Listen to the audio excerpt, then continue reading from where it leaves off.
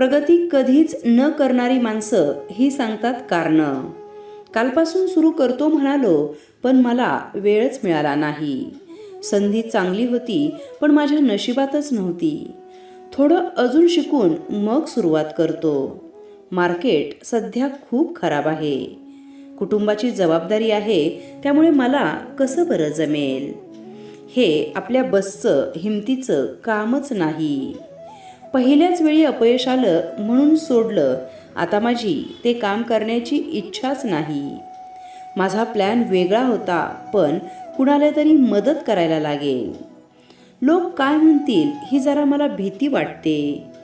सगळं करून पण काहीच उपयोग झाला नाही. माझे खूप प्रयत्न चालले होते, पण उपयोग झाला नाही म्हणून मी सोडून दिलं.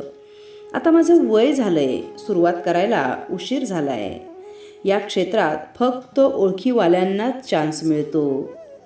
पैसे साठवून ठेवले होते, पण माझे ते पैसे कुठल्या तरी कारणाने खर्च झाले आहेत. थांब, काहीतरी मोठं करून दाखवेनच मी एक दिवस. आपण साधं जीवन जगायचं.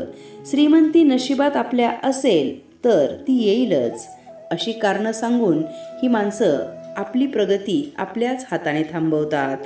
दररोज सुंदर विचारांची शिदोरी ऐकण्यासाठी चॅनलला जरूर सबस्क्राईब करा.